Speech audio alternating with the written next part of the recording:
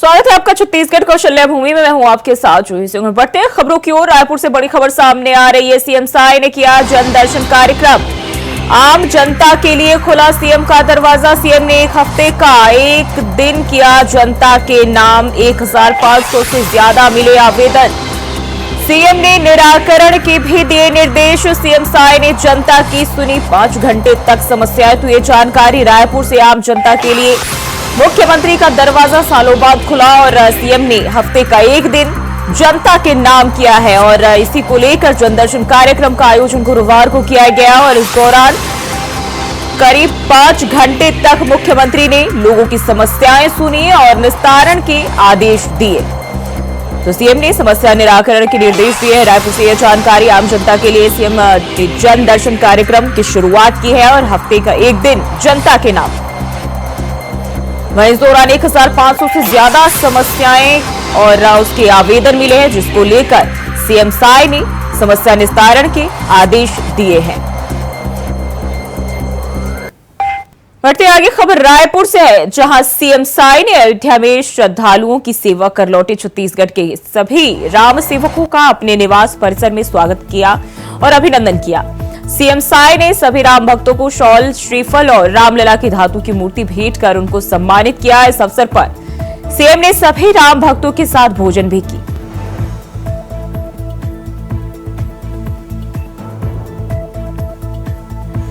तो सीएम आवास में सभी राम सेवकों का सम्मान किया गया है। धातु की मूर्ति सभी अयोध्या से दर्शन कर लौट चुके श्रद्धालुओं को मुख्यमंत्री की ओर से भेंट किए गए और राम सेवकों का सम्मान मुख्यमंत्री आवास पर।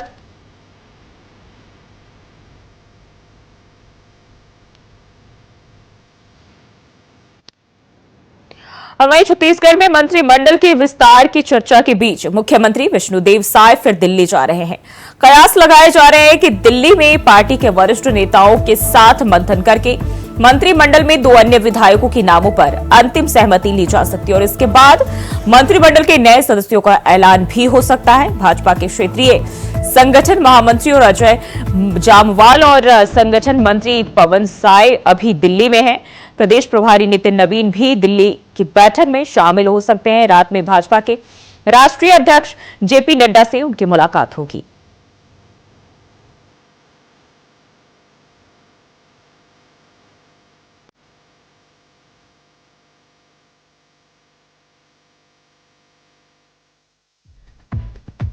और हमारे साथ अभय नारायण राय हमारे साथ कांग्रेस प्रवक्ता जुड़ गए हैं।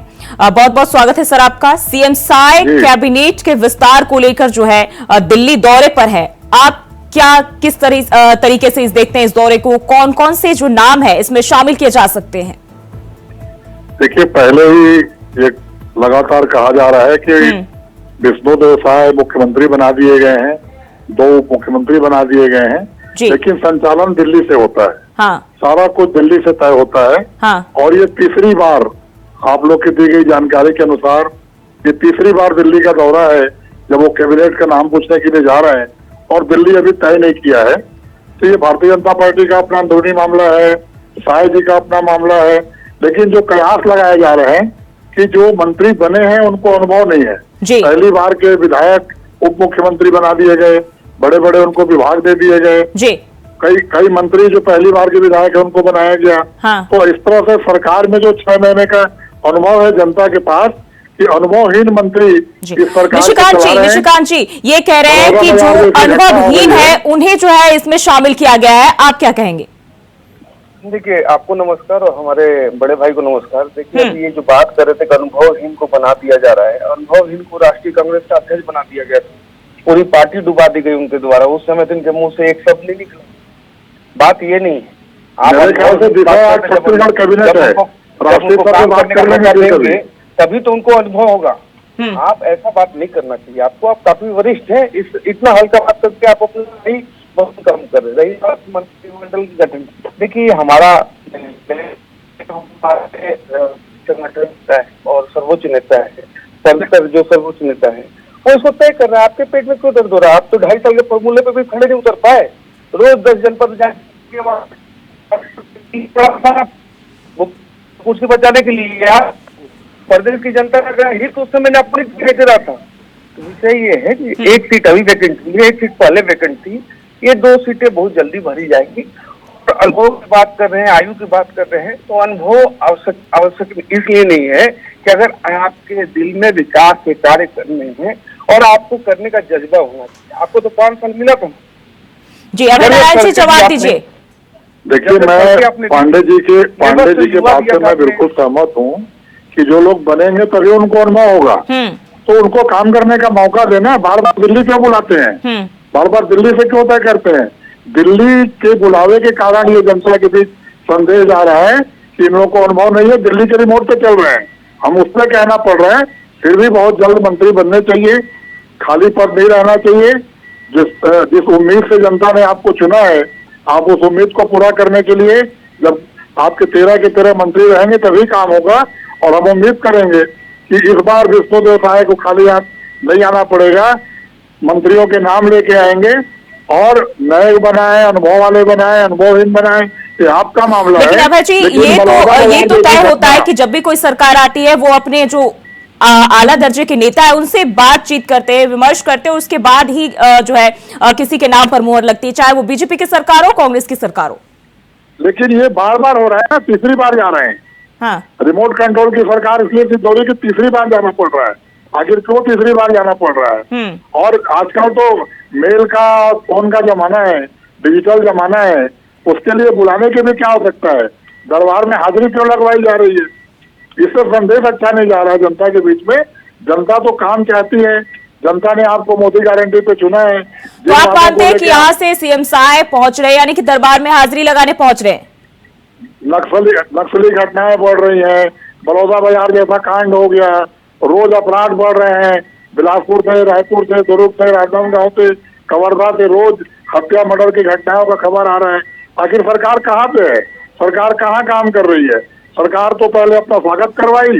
लेकिन नक्सली हमले का जिक्र किया आपने सर, क्या कांग्रेस की सरकार में नक्सली हमले नहीं होते थे? बिल्कुल, बहुत कम हुए थे। 60% की कमी आई थी नक्सली घटनाओं में।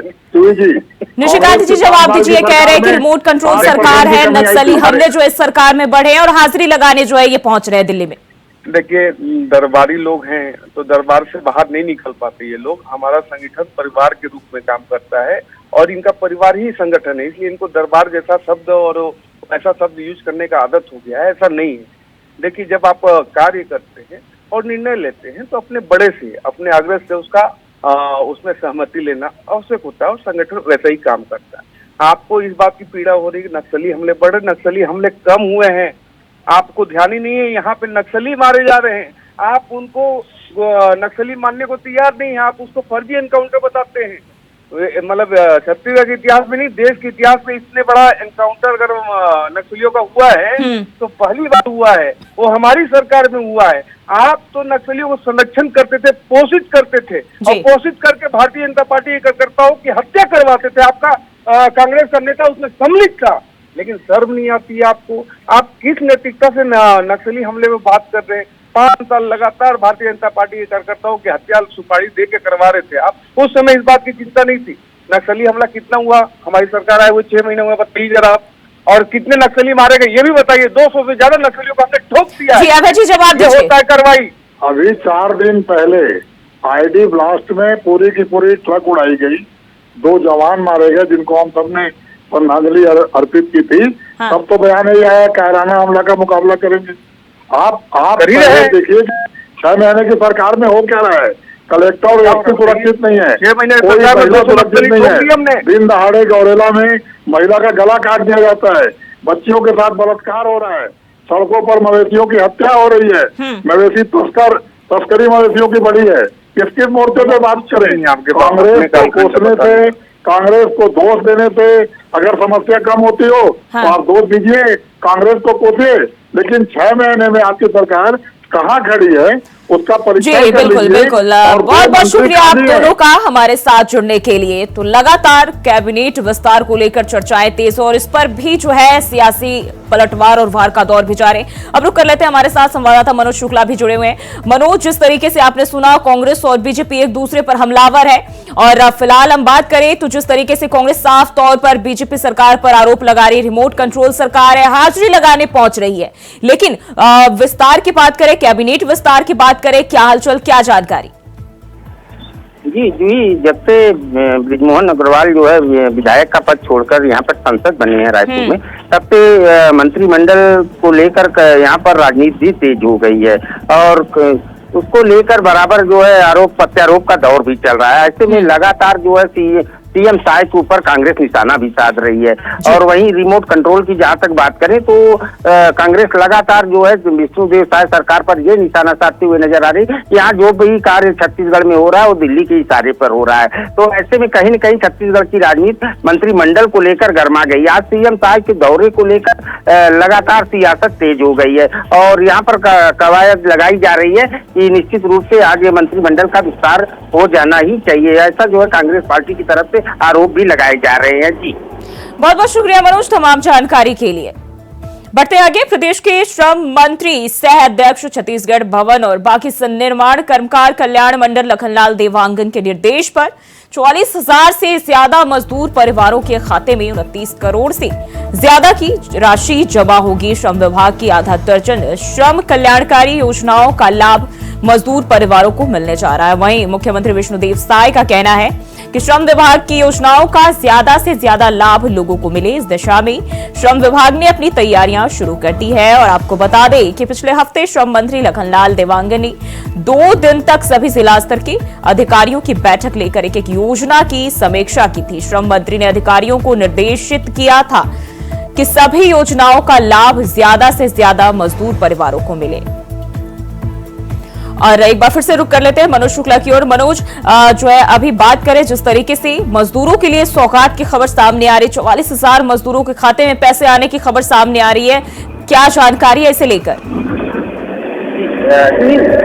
आपको बता दें कि छत्तीसगढ़ सरकार मजदूरों को लेकर काफी संवेदनशील दिख रही है। ऐसे में जब से विष्णुदेव साय सरकार छत्तीसगढ़ में लगभग 6 महीने होने को जा रहे हैं, ऐसे में मजदूरों और गरीबों के लिए काफी कुछ देखने को मिल रहा है। इस प्रकार से श्रम मंत्री लक्ष्मी देवांगन जी का दौरा भी लगातार हो रहा है और बस्तियों में जाकर जो है वहाँ के लोगों से उनका हाल चाल जान रहे हैं। उनके साथ ही साथ उनकी जो सरकार की योजनाएं हैं उन तक पहुंच रहा है कि नहीं पहुंच रहा है, इन सब की पूरी मॉनिटरिंग की जा रही है। और साथ ही साथ विष्णुदेव साय भी सीएम भी इसमें संवेदनशील दिख रहे हैं। तो ऐसे में कहीं न कहीं जो मजदूरों को सौगात मिल रही है, ये बड़ी सौगात है। उन्होंने अधिकारियों के साथ जो है समीक्षा भी की है, क्या दिशा निर्देश मंत्री ने दिया इस दौरान? जी बिल्कुल, जो ही लगातार जो है श्रम मंत्री मजदूरों को लेकर बैठकें कर रहे हैं, समीक्षा बैठकें कर रहे हैं। और अभी 2 दिन पहले ही इन सब बातों को लेकर श्रम मंत्री ने बैठक की थी, तो फटकार भी लगाई थी कि जल्द से जल्द, और इसका जो है परिणाम देखने को मिला कि श्रम मंत्री द्वारा तत्काल जो है मजदूरों को बड़ी राहत दी गई है। जी और बहुत बहुत शुक्रिया आपका तमाम जानकारी के लिए। तो मजदूरों के लिए बड़ी सौगात मानी जा रही है और 29 करोड़ रुपए को स्वीकृति मिली है। 44,000 मजदूरों के खाते में पैसे आएंगे। और वहीं मुख्य सचिव अमिताभ जैन ने मंत्रालय महानदी भवन से वीडियो कॉन्फ्रेंसिंग के जरिए प्रदेश के विभिन्न स्थानों की सड़कों पर आवारा पशुओं के कारण हो रही दुर्घटनाओं को रोकने के लिए जिलों के अधिकारियों के साथ चर्चा की और उन्हें आवश्यक दिशा निर्देश दिए। इस दौरान मुख्य सचिव ने अधिकारियों को निर्देश दिए कि सड़कों पर आवारा पशुओं के जमावड़ा के कारण हो रहे दुर्घटनाओं के चिन्हांकित स्थलों को विशेष निगरानी की जाए। सड़कों पर आने वाले पशुओं को पकड़कर गौशालाओं में समुचित व्यवस्था के साथ रखा जाए। वहीं चिन्हांकित जगहों पर पशु हटाने के लिए नोडल अधिकारी भी नियुक्त करने के निर्देश दिए गए हैं।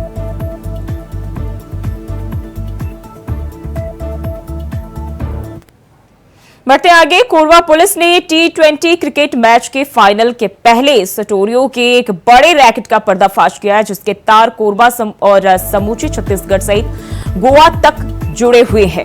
कोरबा पुलिस ने इस मामले में लगभग 5 करोड़ रुपए के लेन देन होने का खुलासा भी किया है और साथ ही 5 दर्जन से ज्यादा एटीएम, बैंक खाते, लैपटॉप, दर्जनों मोबाइल सहित छत्तीसगढ़ के अलग अलग इलाकों से 6 लोगों को गिरफ्तार भी किया है। और अब पुलिस की नजर मास्टरमाइंड पर है, जिसे पुलिस ने आइडेंटिफाई कर लिया है। पुलिस का दावा है कि उसे भी जल्द ही गिरफ्तार कर लिया जाएगा।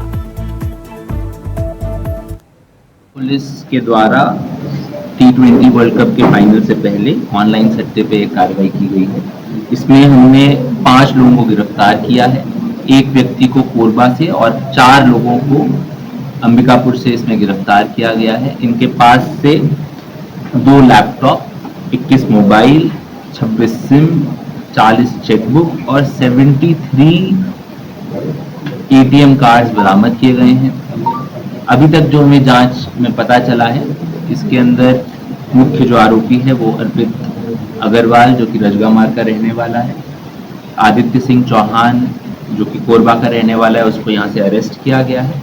और अन्य जो 4 लोग अरेस्ट किए उनमें से 4 कोरबा के हैं, रजगामार के, और 1 कोरिया से ताल्लुक रखता है। अभी तक हमें 85 खातों की जानकारी मिली है, जिनके माध्यम से ऑनलाइन सट्टे का कारोबार चल रहा था।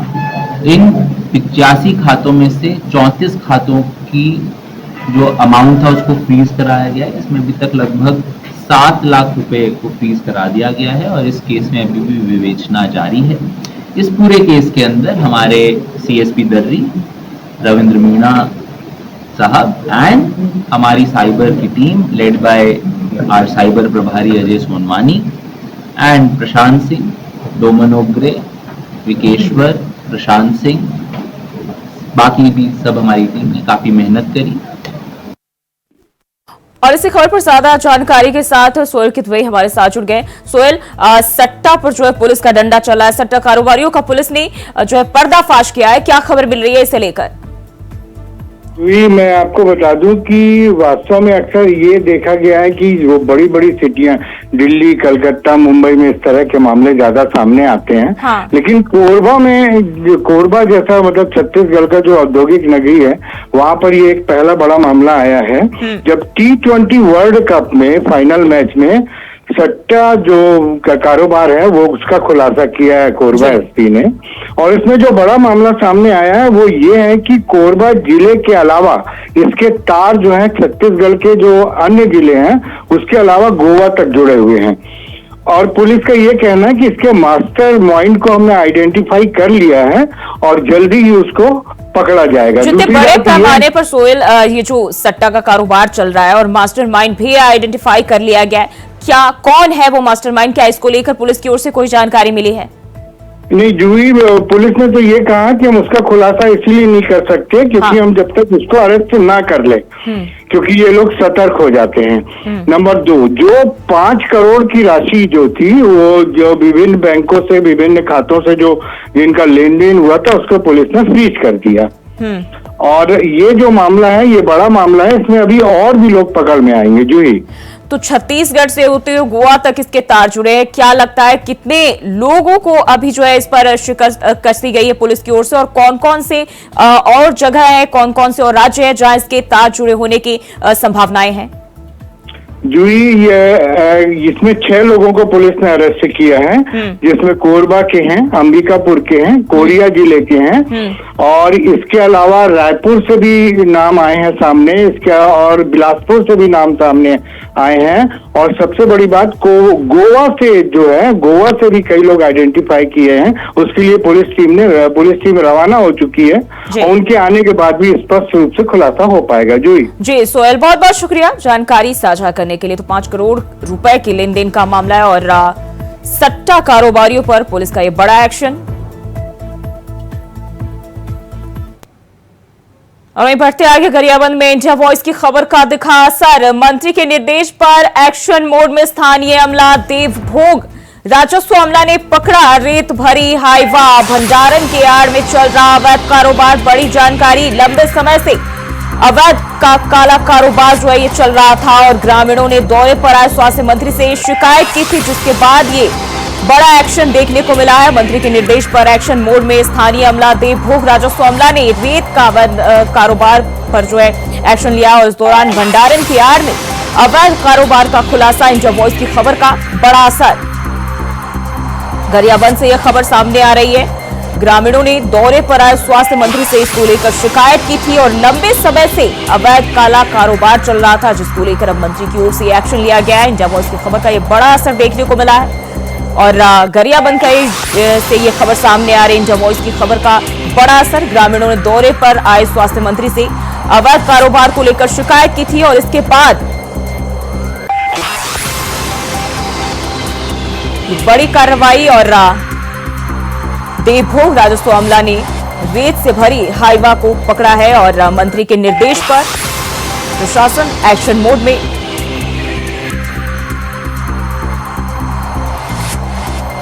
तो इंडिया वॉइस की खबर का ये बड़ा असर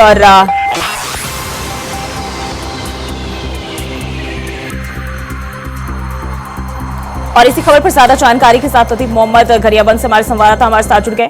लतीफ, जिस तरीके से हमने इस खबर को प्रमुखता से चलाया था और अब इंडिया वॉइस की खबर का ये बड़ा असर देखने को मिला है, क्या खबर, क्या जानकारी?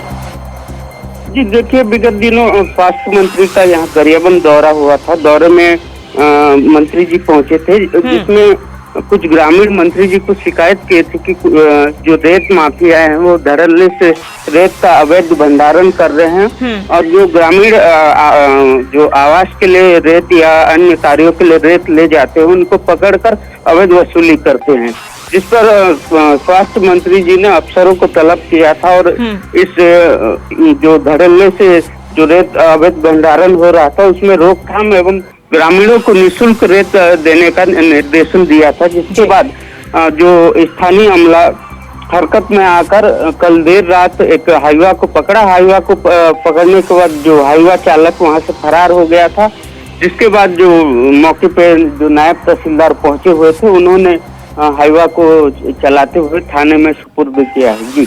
जी, लेकिन बात करें, क्योंकि ये अवैध कारोबार जो है ना सिर्फ एक दो बार, अक्सर इस तरह के मामले सामने आते रहते हैं और अब जब मंत्री ने कार्रवाई के निर्देश दिए हैं, एक्शन में जो है प्रशासन है, लेकिन हाइवा तो जब्त कर लिया गया, जो आरोपी वहां से भाग गया, क्या लगता है कब तक पकड़ा जा सकता है? जी देखिए, इस पर जो अपना स्थानीय जो एसडीएम है उनसे बातचीत हुआ तो उन्होंने आगे भी इस तरह की कार्रवाई करने की बात कही और लगातार इस अवैध कारोबार को लगाम लगाने की कोशिश में जारी है। बहुत बहुत शुक्रिया लतीफ तमाम जानकारी के लिए। तो मंत्री के एक्शन पर ये कार्रवाई और इंडिया वॉइस की खबर का ये असर देखने को मिला है। फिलहाल के लिए छत्तीसगढ़ कौशल्या भूमि में बस इतना ही। खबरों के लिए बने रहे इंडिया वॉइस के साथ।